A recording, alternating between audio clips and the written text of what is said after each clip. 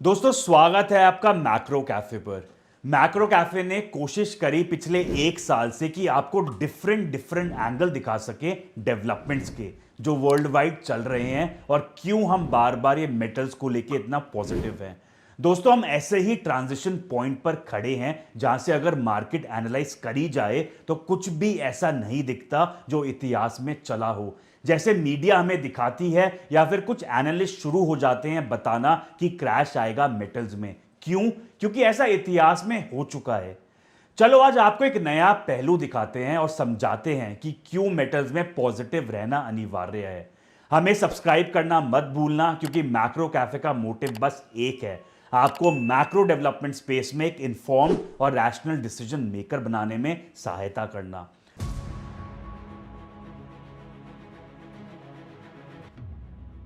तो अगर आप सोचते हो कि 2024-25 में इन्फ्लेशन कंट्रोल हो गई और सब कुछ ठीक है, तो मैं आपको एक बहुत बड़ी रियलिटी चेक देने वाला हूं।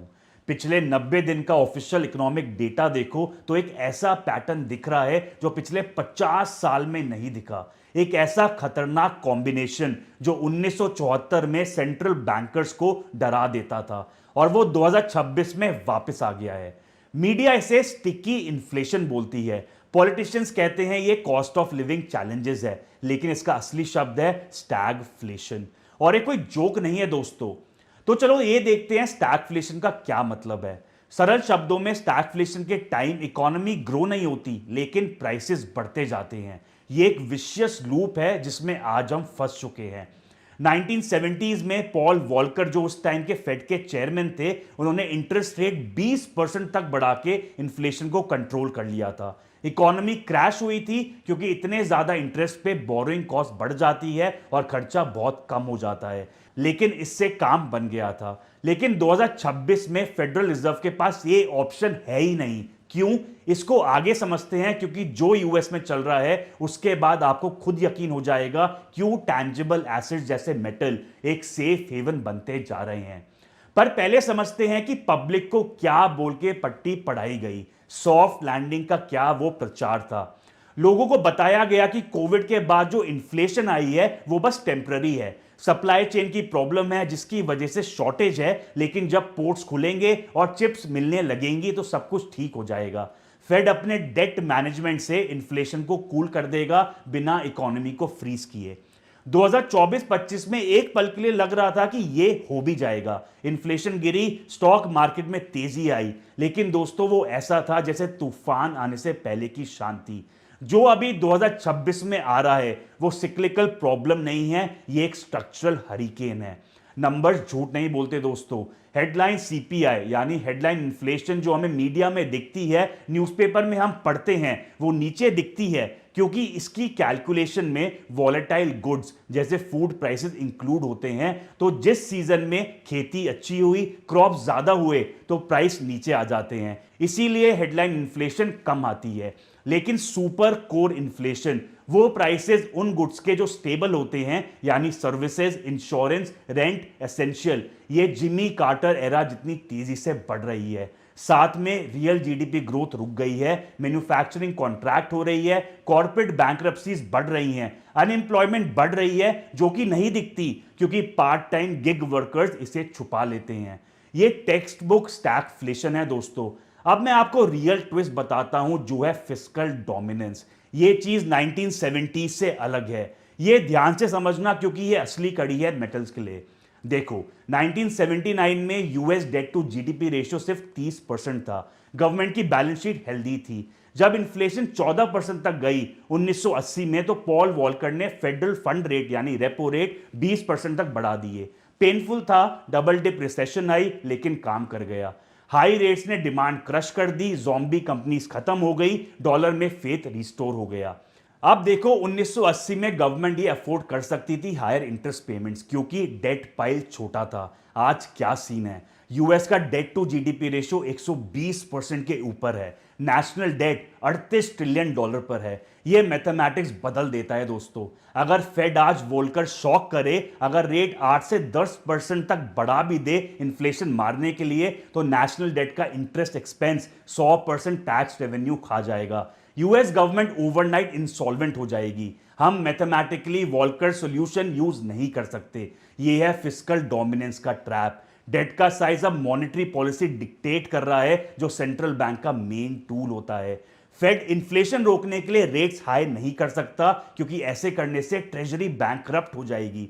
तो क्या होता है जब इन्फ्लेशन इतनी ऊपर चली जाए लेकिन हम मजबूर हो आर्टिफिशियली लो रेट्स रखने के लिए, ताकि गवर्नमेंट बच सके? इसका जवाब है फाइनेंशियल रिप्रेशन। ये पोलाइट टर्म है जिसमें गवर्नमेंट धीरे धीरे तुम्हारी वेल्थ चुराकर अपना डेट पे करती है। रियल इन्फ्लेशन रेट से नीचे इंटरेस्ट रेट रख के गवर्नमेंट इंश्योर कर रही है कि डेट की जो रियल वैल्यू है वो मेल्ट हो जाए और तुम्हारी सेविंग्स की जो परचेजिंग पावर है वो भी धीरे धीरे खत्म होती रहे। 1970s में तुम ट्रेजरी बॉन्ड खरीद सकते थे जो 15% देता था। हाई इन्फ्लेशन के बावजूद तुम्हारा एक फाइटिंग चांस था। आज ट्रेजरी तुम्हें 4 से 5% देती है, जबकि रियल कॉस्ट ऑफ लिविंग 8 से 10% बढ़ रही है। तुम गारंटीड हार रहे हो हर साल। ये एक्सीडेंट नहीं है दोस्तों, ये एक पॉलिसी है। इस स्पाइरल को एक्सेलरेट कर रहा है डी ग्लोबलाइजेशन। 40 साल तक वेस्ट ने अपनी इन्फ्लेशन चाइना को एक्सपोर्ट करी। वेस्ट पैसा प्रिंट करता था, बदले में सस्ता टीवी, कपड़े, इलेक्ट्रॉनिक्स चाइना से खरीदता था। अब वो अरेंजमेंट भी खत्म हो रहा है। यूएस और ब्रिक्स नेशन के बीच जियोपॉलिटिकल फ्रैक्चर की वजह से अब ऑन शोरिंग हो रही है। मतलब इंडस्ट्रीज वापस से यूएस लाने की जी जान से मेहनत चल रही है। ऑन शोरिंग सुनने में पेट्रियोटिक लगता है, लेकिन इनहेरेंटली ये इन्फ्लेशनरी है दोस्तों। ओहायो में फैक्ट्री बनाना शेंजन से 10 गुना महंगा है। अमेरिकन वर्कर को $30 पर आवर देना वियतनामीज वर्कर को $3 देने से वास्टली एक्सपेंसिव है। यूएसए इंडस्ट्रियल बेस रीबिल्ड करना चाहता है, लेकिन प्रिंटेड मनी और एक्सपेंसिव लेबर से। ये कॉस्ट पुश इन्फ्लेशन क्रिएट करता है, जिससे इंटरेस्ट रेट सॉल्व नहीं कर सकते। फिर आता है वेज प्राइस स्पाइरल। इसे समझो। 1970s में powerful unions cost of living adjustment demand करती थी। जब प्राइसेस बढ़ते, वेजेस ऑटोमेटिकली बढ़ती, जो प्राइसेस और बढ़ा देती। 2026 में सेम यूनियन डेंसिटी नहीं है और लेबर की शॉर्टेज है। 1970s के वर्कर, जिन्हें बेबी बूमर्स कहते थे, वो रिटायर कर चुके हैं और अब वर्कफोर्स पार्टिसिपेशन जो रेट है वो स्ट्रक्चरली लोअर है। स्किल्ड वर्कर्स की कमी है, जो लेबर को इमेंस बार्गेनिंग पावर देती है। Auto sector, logistics, health care, सब में मैसिव स्ट्राइक्स हैं। वर्कर्स डिमांड कर रहे हैं और पा भी रहे हैं 20 से 40% वेज इंक्रीज। कॉर्पोरेशंस अपनी राइजिंग कॉस्ट को सीधा कंज्यूमर पर डाल रही है, जिससे प्राइसेस और बढ़ रहे हैं। कंज्यूमर हायर प्राइस पे कर रहा है, रियलाइज करता है कि मेरी जो सैलरी है वो सफिशिएंट नहीं है, फिर वो और वेज डिमांड करता है। लूप ऐसे ही चलता रहता है। सबसे डिस्टर्बिंग चीज है साइकोलॉजी ऑफ इन्फ्लेशन। डेकेड्स तक अमेरिकन ये बिलीव करते थे कि प्राइसेस स्टेबल हैं। अगर गैस एक महीने बढ़ी तो अगले महीने गिर जाएगी। लेकिन जब पब्लिक बिलीव करने लग जाए कि प्राइसेस कल भी ज्यादा ही रहेंगे, तो बिहेवियर चेंज हो जाता है। तुम सेविंग बंद कर देते हो। पेचेक आते ही, यानी आपकी सैलरी आते ही, आप वो स्पेंड कर देते हो, क्योंकि तुम्हें पता है पैसा नेक्स्ट वीक कम वर्थ का होगा। 3 साल के टॉयलेट पेपर स्टॉक कर लेते हो। नई गाड़ी जरूरत से पहले खरीद लेते हो। ये वेलोसिटी ऑफ मनी बढ़ाता है इकोनॉमी में, जिससे ज्यादा डॉलर इकोनॉमी में और डॉलर का प्राइस नीचे और मेटल्स का ऊपर, क्योंकि एक इनवर्स रिलेशन है। हम अभी एक साइकोलॉजिकल शिफ्ट के अर्ली साइंस देख रहे हैं। सेविंग रेट कोलैप्स हो रहा है। Credit card debt all time high पर है। लोग स्पेंड कर रहे हैं not because they are rich, but because they are nihilistic about their currency value. Energy crisis देखो, ये बहुत इंपॉर्टेंट है जो चल रहा है। पिछले 15 साल में वेस्टर्न वर्ल्ड ने मैसिव कैपिटल मिसएलोकेशन किया। ईएसजी मैंडेट्स और जीरो इंटरेस्ट रेट पॉलिसी ने स्पेक्यूलेटिव टेक को फेवर किया टैंजिबल इंडस्ट्री के ऊपर। वेस्ट ने सिस्टमैटिकली ओल्ड इकोनॉमी को भूखा छोड़ दिया इन्वेस्टमेंट के टर्म्स में। ड्रिलिंग बंद, रिफाइनरीज बंद, कॉपर माइंस बंद, इलेक्ट्रिक ग्रिड में इन्वेस्टमेंट बंद, और कन्विंस कर लिया खुद को कि हम overnight net zero pollution world में ट्रांजिशन कर सकते हैं सॉफ्टवेयर और सब्सिडीज के बेसिस पे। वो गलत थे। फिजिक्स के लॉज क्लाइमेट अकॉर्ड की परवाह नहीं करते। ग्लोबल इकोनॉमी अभी भी हाइड्रोकार्बन जैसे कोल पर चलती है और बेस लोड एनर्जी की डिमांड बढ़ रही है, पर्टिकुलरली एआई डेटा सेंटर्स और व्हीकल फ्लीट इलेक्ट्रिफिकेशन के साथ। जब ऑयल 100 से $150 पर बैरल तक जाता है, तो ये हर प्रोडक्टिविटी एक्टिविटी पर टैक्स है।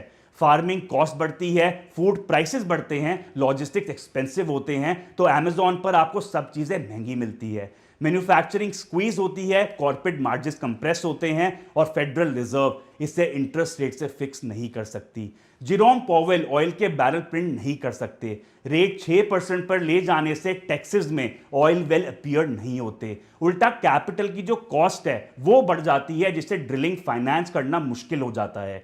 क्योर डिजीज को और ज्यादा खराब करता है। अब देखो 60-40 पोर्टफोलियो, यानी 60% स्टॉक 40% बॉन्ड। ये फाउंडेशन थी हर रिटायरमेंट प्लान की। ये रिलाई करता था नेगेटिव कोरिलेशन पे, यानी इकोनॉमी बूम करती थी, स्टॉक्स ऊपर जाते थे, बॉन्ड्स फ्लैट होते थे। इकोनॉमी क्रैश करती थी, स्टॉक नीचे जाते थे, फेड रेट कट करता था तो बॉन्ड ऊपर जाते थे। बॉन्ड शॉक एब्जॉर्बर की तरह काम करते थे। स्टैगफ्लेशनरी एनवायरनमेंट में ये कोऑर्डिनेशन फ्लिप हो जाता है, क्योंकि इन्फ्लेशन दोनों का एनिमी है। स्टॉक और बॉन्ड दोनों साथ क्रैश करते हैं। 2022 में एग्जैक्टली यही हुआ। जब इन्फ्लेशन बढ़ती है तो बॉन्ड यील्ड ऊपर जाते हैं और प्राइस बॉन्ड के गिरते हैं। साइमल्टेनियसली स्टॉक वैल्यूएशन कंप्रेस होती है। ट्रेडिशनल पोर्टफोलियो से काम नहीं चलता।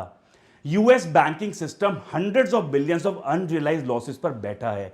कोविड ईयर्स में बैंक ने डिपॉजिट्स लिए और सेफ गवर्नमेंट बॉन्ड्स खरीदे 1 से 2% यील्ड पर। जब फेड ने रेट्स बढ़ाए इन्फ्लेशन से लड़ने के लिए, तो उन बॉन्ड्स की वैल्यू कोलैप्स हो गई। बॉन्ड प्राइसेस और यील्ड्स में एक इनवर्स रिलेशन होता है। टेक्निकली बहुत रीजनल बैंक्स अब इंसॉल्वेंट हैं। अगर उन्होंने आज वो बॉन्ड्स डिपॉजिटर्स को पे करने के लिए बेचे, तो सिलिकॉन वैली बैंक की तरह वाइप आउट हो जाएंगे। फेड ये जानती है, इसलिए ये हार्ड सीलिंग क्रिएट करता है कि रेट्स कितने हाई जा सकते हैं। अगर फेड रेट 7 से 8% ले जाए स्टिकी इन्फ्लेशन से ट्रूली फाइट करने के लिए, तो entire commercial banking sector will blow up. अब देखो commercial real estate, the CRE time bomb. Work from home, structural demand destruction और हाई इंटरेस्ट रेट ने डाउनटाउन ऑफिस टावर्स को ज़ॉम्बी एसेट बना दिया है। ट्रिलियंस का सीआरई डेट नेक्स्ट 2 सालों में ड्यू है। ये लोन 3 से 4% पर ओरिजिनल लिए गए थे, लेकिन अब 7 से 8% पर रीफाइनेंस करने पड़ेंगे। लेकिन बिल्डिंग्स आधी से ज्यादा खाली हैं और वैल्यू 30 से 40% गिर चुकी है। मैथ्स इधर काम नहीं करता। लैंडलॉर्ड सिंपली कीज वापस बैंक्स को दे देंगे, और कौन लोन होल्ड कर रहा है? वो है रीजनल बैंक्स। तो रियल सोल्यूशन क्या है दोस्तों? ट्रेडिशनल प्लेबुक ऑब्सोलीट है। अब गोल मैक्सिमाइज ग्रोथ नहीं, बल्कि मिनिमाइज डिस्ट्रक्शन है। Stagflation portfolio purchasing power survive कराने के बारे में है, जब पेपर करेंसीज और financial asset negative real rate की बॉन्ड फायर में जल रहे हो। इधर समझो कैंटिलन इफेक्ट, जब नया पैसा क्रिएट होता है पर वो इक्वली डिस्ट्रीब्यूट नहीं होता। सेंट्रल बैंक से जो पैसा निकलता है उसे एक पानी की टंकी की तरह इमेजिन करो। पहले ये टंकी का नल कमर्शियल बैंक और गवर्नमेंट खोलती है। जो लोग इस नल के पास हैं वो नया पैसा स्पेंड करते हैं बिफोर प्राइसेस राइज। वो एसेट्स खरीद लेते हैं, जैसे स्टॉक्स, रियल एस्टेट, कमोडिटीज, पुराने प्राइसेस पर। जब तक पैसा वेज अर्नर तक पहुंचता है पेचेक के फॉर्म में, ग्रोसरी स्टोर्स के प्राइसेस ऑलरेडी बढ़ चुके होते हैं। इन्फ्लेशन एक वेल्थ ट्रांसफर मैकेनिज्म है दोस्तों। पुअर से रिच को, क्रेडिटर से डेटर को। सरवाइव करने के लिए तुम्हें इस टंकी के नल के पास पोजीशन लेनी होगी। तो अब असली सवाल यह है कि आप क्या कर सकते हो इस सब सिचुएशन में। पहला है गोल्ड, जो है एक sovereign shield, ultimate outside money. 1970 stagflation में जब स्टॉक साइडवेज गए नॉमिनल टर्म्स में और रियल टर्म्स में 50% से क्रैश हुए, तो गोल्ड $35 से $850 तक गया। 2024-25 में सेंट्रल बैंक्स स्पेशली ईस्ट के, उन्होंने गोल्ड फास्टेस्ट पेस पर खरीदना शुरू किया। वो डी डॉलराइजेशन कर रहे हैं। इंडिविजुअल इन्वेस्टर के लिए 5% एलोकेशन काफी नहीं। गोल्ड लेबर वैल्यू स्टोर करता है, जो फेडरल रिजर्व डाइल्यूट नहीं कर सकता। दूसरा है कमोडिटीज और एनर्जी।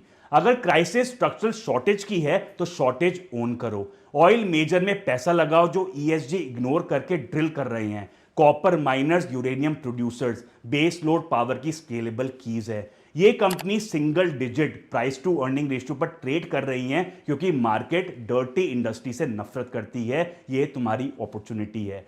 1970s में S&P 500 का एनर्जी सेक्टर 30% पे था, आज 5% से कम पर है। मतलब इसका जब रिवर्जन होगा वो काफी वायलेंट हो सकता है और आपके लिए अपॉर्चुनिटी भी। तीसरा, productive real estate. Commercial office death trap है वैकेंसी और रीफाइनेंसिंग रिस्क के साथ, लेकिन farmland, industrial logistic, warehouses, data centers, ये इकोनॉमी की प्लम्बिंग है। सॉफ्ट लैंडिंग फेरी टेल थी तुम्हें फुल्ली इन्वेस्टेड रखने के लिए, क्योंकि सिस्टम ऐसे डिजाइन था कि तुम्हारी लिक्विडिटी बनी रहे। लेकिन हार्ड रियलिटी ये है, कॉस्ट ऑफ लिविंग ऊपर की साइड भाग रही है, ग्रोथ स्टॉल हो रही है, डेट एक्सप्लोड कर रहा है। तुम मैक्रो इकोनॉमिक वेदर चेंज नहीं कर सकते, लेकिन शेल्टर बिल्ड कर सकते हो जो तूफान के अगेंस्ट तुम्हें सहायता दे। एरा ऑफ फाइनेंशियलाइजेशन अब खत्म हो रहा है दोस्तों, एरा ऑफ टैंजिबल वैल्यू शुरू हो चुका है। लिक्विड मत बनो, बल्कि सॉवरेन बनो। ये इंफॉर्मेशन है जो मेन स्ट्रीम मीडिया तुम्हें नहीं देगी। शेयर करो, डिस्कस करो और अपने फाइनेंसेस प्रोटेक्ट करो। जय हिंद।